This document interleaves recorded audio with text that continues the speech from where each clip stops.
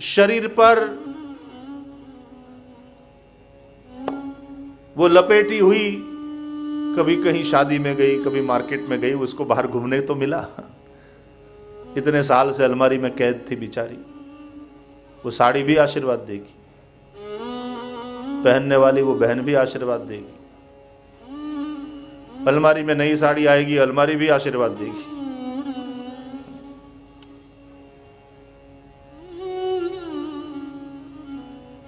हाँ, फिर अपने देवता को ला करके दिखा सकते हो, देखो अलमारी में है कहीं, कितनी खाली है, लाओ नया शॉपिंग करना है, पैसा है तो ऐसा करो, नहीं है तो जय श्री कृष्ण। ये तो जो ज्यादा जमा हो गया है उसको खर्च करवाने की बात कर रहा हूं मैं। किसी तरह पैसे को भी जाने दो। तुमको यदि कोई कैद करके रखे तो अच्छा नहीं लगता, पैसे को भी तिजोरी में कैद होना अच्छा कैसे लगेगा। लक्ष्मी को, राम पत्नी सीता को, भगवान की अर्धांगिनी को जो कैद करके रखता है उसका घर लंका है और वो स्वयं रावण है।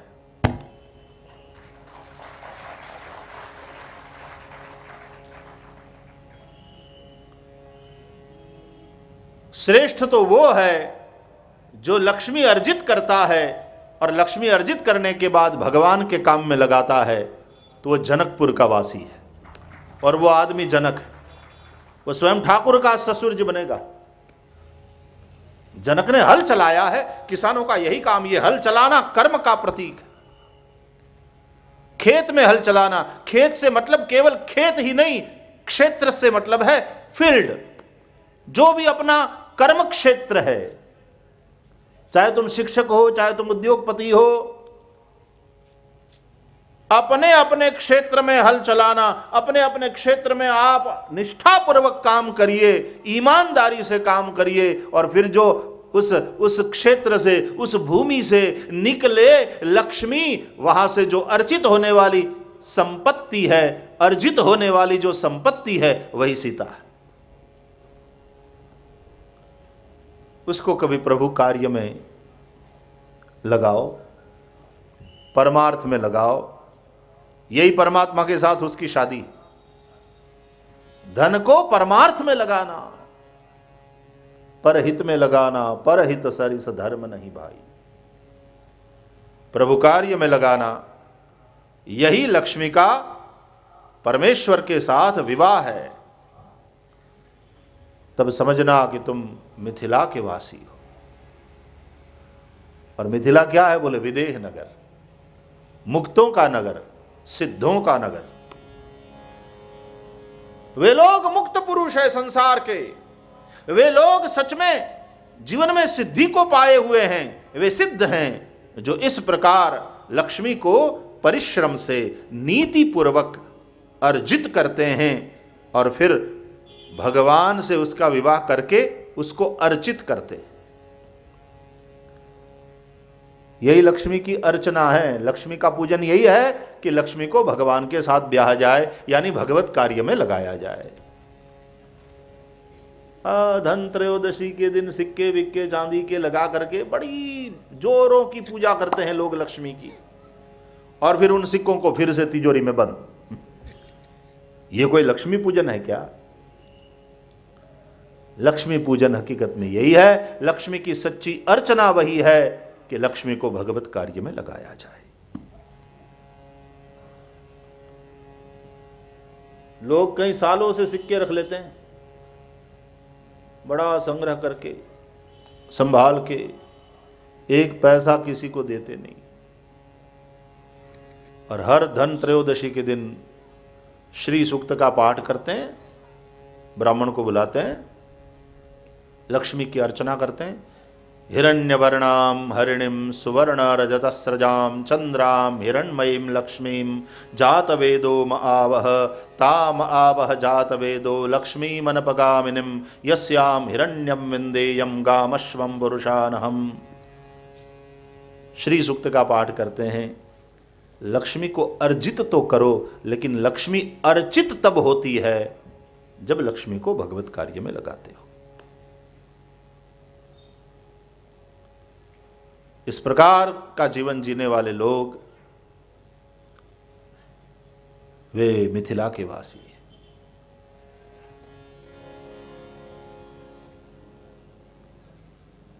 तो असंग्रह, अपरिग्रह, क्या तुम अपने आप को संग्रह करने से रोक पाते हो? और पांचवी बात, ब्रह्मचर्य, क्या तुम अपने मन इंद्रियों को विषयों की ओर जाने से रोक पाते हो? क्या वो संयम का ब्रेक है तुम्हारे जीवन में? तो ये 5 है यम: अहिंसा, सत्य, अस्तेय, अपरिग्रह, ब्रह्मचर्य। योग की दूसरी सीढ़ी को कहते हैं नियम। ये नियम जो है वो एक्सीलेटर का काम करते हैं। कार में ब्रेक है, पहले वो चेक कर लो, फिर एक्सीलेटर। गाड़ी आगे भी तो बढ़नी चाहिए, उसको गति भी तो मिलनी चाहिए। एक्सीलेटर दबाओ और गाड़ी भागती है। 5 नियम: शौच, संतोष, स्वाध्याय, ईश्वर प्रणिधान और तप। 5 नियम ये नित्य करना चाहिए। शौच यानी पवित्रता। अपने जीवन में पवित्रता को ले आओ, शुद्धि को ले आओ। याद रखो, जितनी शुद्धि होगी जीवन में उतनी ही शांति होगी। शांति का संबंध शुद्धि से है, संपत्ति से बिल्कुल नहीं। बड़े बड़े महलों में रहने वाले लोग कहते हैं महाराज सब प्रकार से सुखी हैं, बस शांति नहीं है। नहीं होगी भैया, नहीं होगी। जब तक शुद्धि नहीं होगी जीवन में, शांति संभव नहीं।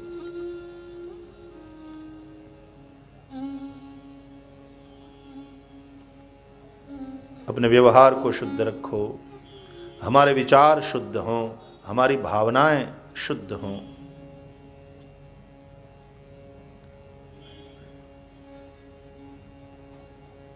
दूसरी बात, संतोष। संतोष एव मनुष्यस्य परम निधानम।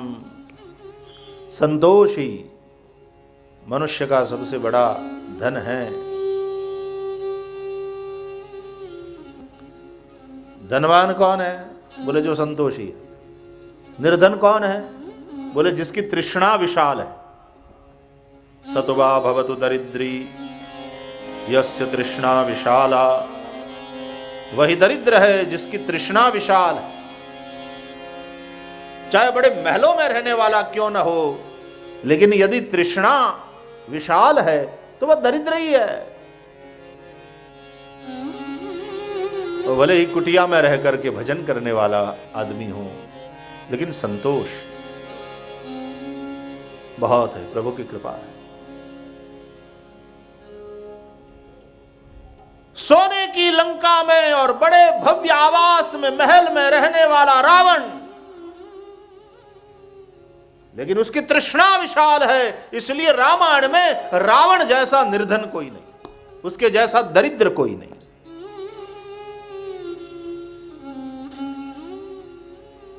एक फकीर कुछ मांगने के लिए गया एक बादशाह के पास। वो अपने महल में प्रार्थना कर रहा था, नमाज अदा कर रहा था, बंदगी कर रहा था। तो फकीर वहां जाकर के बैठ गया। सेवकों ने स्वागत किया, लेकिन कहा कि आप बैठिए, अभी बादशाह बंदगी में। तो बंदगी कर रहा था खुदा ताला से और कह रहा था मेरा साम्राज्य और बढ़े, मुझे और समृद्धि मिले। मांग रहा था, बंदगी कर रहा था, प्रार्थना कर रहा था। तो यह देख करके कहते हैं फकीर उठ करके वहां से भागा। तो सेवकों ने कहा कि आपको कुछ चाहिए था, बादशाह ने आपको बुलाया था, आप आए हैं, आप बैठिए, अभी नमाज से उठेंगे तो आपको जो चाहिए मांग लेना। तो फकीर ने कहा कि अब नहीं मांगना। बोले क्यों? कहा मैं उसको बादशाह समझ करके आया था मांगने, वहां जाकर देखता हूं वो तो भिखारी निकला। खुद ही मांग ले। और मेरी मांग से तो उसके मांग की सूची बहुत लंबी है, आधे घंटे से मांग रहा, हे खुदा ताला ये कर, ये दे, ये दे, ये दे, ये दे। तो मैं तो छोटा भिखारी हूं, वो तो बड़ा भिखारी है। कोई धनवान हो तो उससे मांगा जाए, कोई दाता हो उससे मांगा जाए, ये तो खुद ही भिखारी है, इससे क्या मांगना।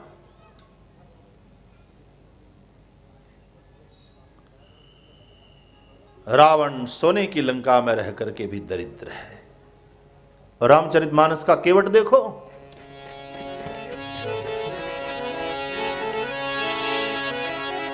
स्वयं राम चल करके खुद देने लग गए। कह दिया केवट ने, अब कछु नाथन चाहिए मोरे, दीन दयाल अनुग्रह तोरे।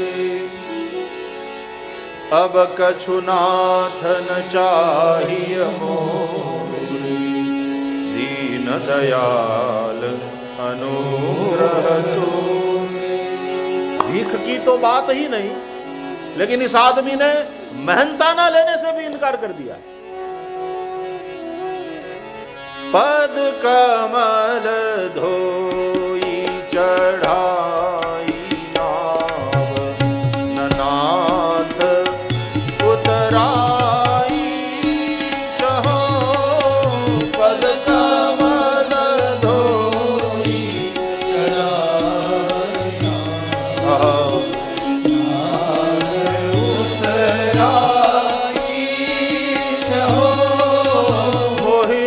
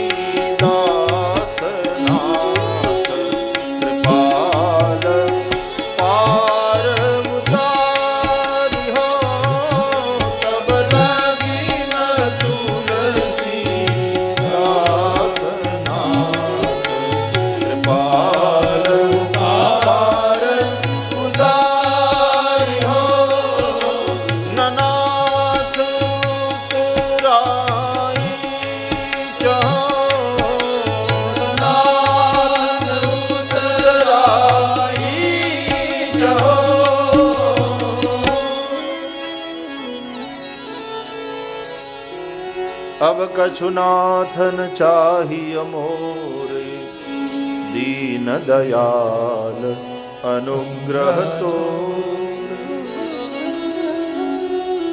भीख की तो बात ही नहीं, उसने तो मेहनताना लेने से अपने हक की जो कमाई थी, जो डिजर्व करता था, वो भी लेने से इनकार कर दिया। उसके जीवन में संतोष का कैसा धन है वो देखिए। नाथ आज मैं काहन पावा, मिटे दोष दुख दारिद्र दारिद्र दावा। बहुत काल में कीनी मजूरी, आज दीन विधि बनी भली भूरी। बहुत काल में कीनी मजूरी, आज दीन विधि बनी भली भूरी। फिरती बार मोहि जो देवा, सो प्रसाद में सिर धरी। ये प्रसाद है, ये कमाई नहीं। कमाई से भी एक ऊंचे की चीज है प्रसाद। ऐसे लोगों के पास जो भी संपत्ति है वो प्रसाद है प्रभु का। और प्रसाद शब्द आते ही दो बातें स्पष्ट हो जाती हैं। पहली बात, प्रसाद में आदर बुद्धि होती है, कभी भी उसका दुरुपयोग नहीं करोगे। प्रसाद को हम माथे पर चढ़ाते हैं, प्रसाद लेना पड़ता है, वरना प्रसाद का अनादर माना जाता है। कोई ये कहा भैया प्रसाद है, ना ना ना ना नहीं, अरे भैया प्रसाद है, अच्छा प्रसाद लाओ।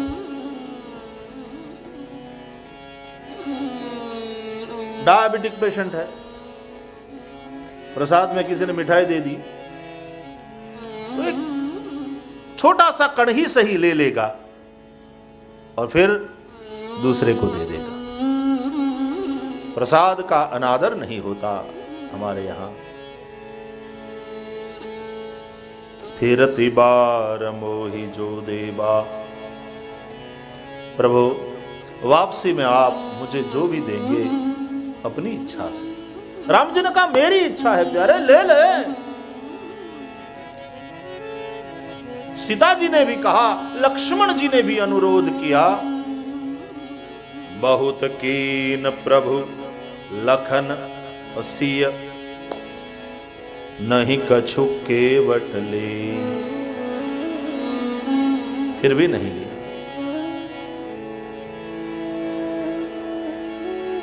अरे मेरी इच्छा है, ले ले, आपकी आज्ञा शिरोधारी, तो ऐसा करिए। फिरति बार मोहि जो देवा, सो प्रसाद में सिर धरि लेवा। वापसी में लौटते समय आइएगा, तब मुझे जो भी आप अपनी इच्छा से देंगे उसको मैं प्रसाद समझ करके स्वीकार कर लूंगा। प्रसाद अस्तु प्रसन्नता, प्रसाद कहते हैं प्रसन्नता को। जो प्रसाद के अधिकारी होते हैं, जो प्रसाद पाते हैं, वे सदा प्रसन्न हैं, हमेशा मौज में। उनके जीवन में शांति, उनके जीवन में सच्चा सुख, उनके जीवन में अपने जीवन से संतोष, वे ही कृतकृत्य।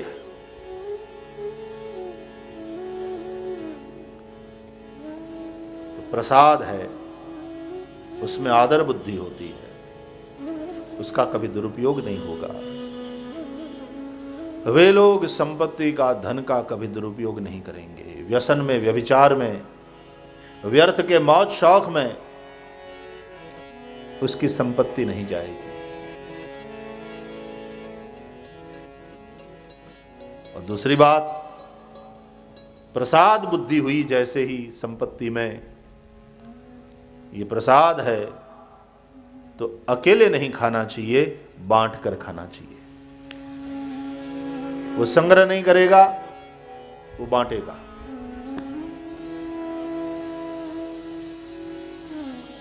सो प्रसाद में सिर धरि लेवा,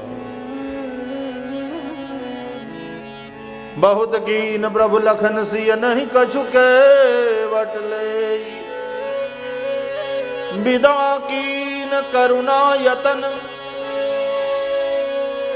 देखो भगवान की भक्ति कैसे आती है, कब आती है, उसका जवाब है यहां। भक्ति कोई बाजार में बिकती नहीं कि ले आए। भक्ति कैसे मिलती है, राम किसको देते हैं? सुनिए, सेवा करी श्री राम की। यह केवट का कर्म क्षेत्र है, गंगा में नौका चलाना, उतराई से इस नौका से अपना पेट पालना, अपना परिवार पालना। लेकिन उसने अपना कर्म भगवत सेवा के, पूजा के भाव से किया। कृष्ण कहते हैं गीता में, कर्म को पूजा बनाओ। स्वकर्मणा तमभ्यर्च सिद्धिम विंदति मानवः। अपने कर्म से उस परमेश्वर की पूजा करके मनुष्य सिद्धि को प्राप्त करता है। केवट ने अपने कर्म के द्वारा परमात्मा की पूजा करी। कर्म तो किया और निष्काम कर्म किया। तदर्थम कर्म कौन्तेय मुक्त संगः समाचर। गीता की ये तीनों शर्तें केवट ने पूरी कर दी। भगवान के निमित्त कर्म किया, भगवान को प्रसन्न करने के लिए कर्म किया, फल की आसक्ति से रहित होकर के कर्म किया। मुक्त संगः, संग माने आसक्ति, उसको कुछ नहीं चाहिए। न नाथ उतराई चाहो। और समाचर, सम्यक प्रकार से पूरी निष्ठा के साथ कर्म किया है, दिल से किया।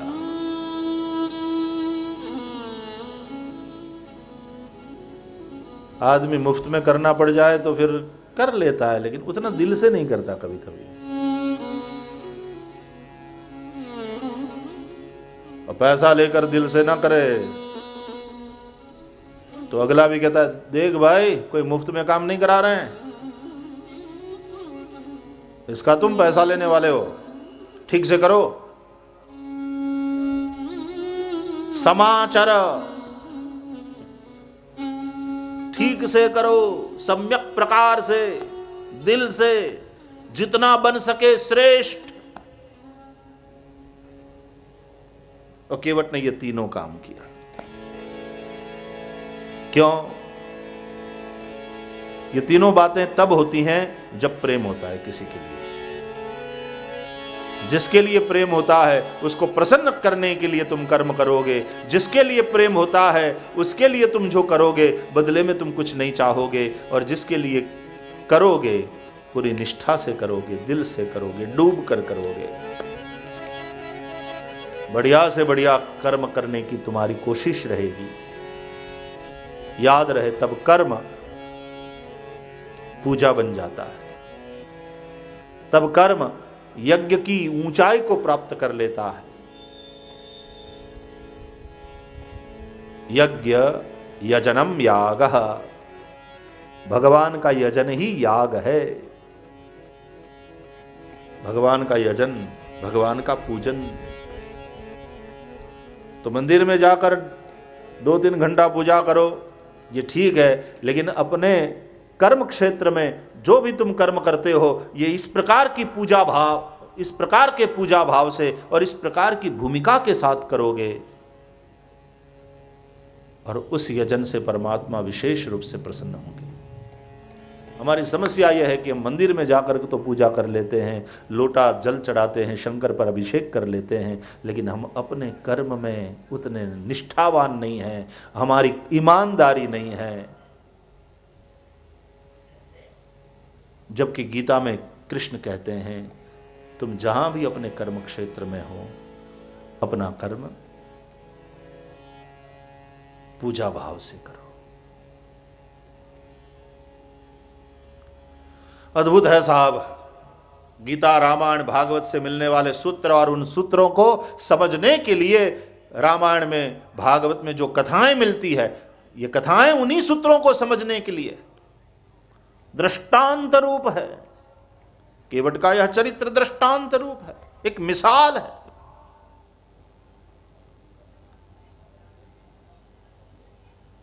तो केवट बड़ा धनवान है।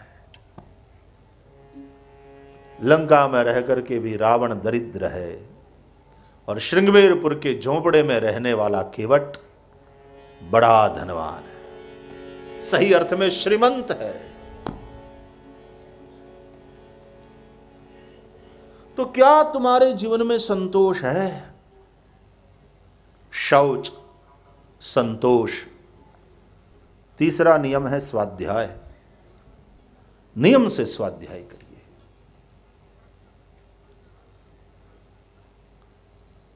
चिंतन करिए।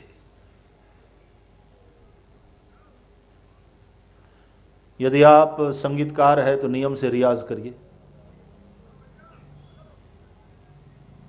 अच्छे जो कलाकार होते हैं 7-7, 8-8 घंटा रोज रियाज करते हैं।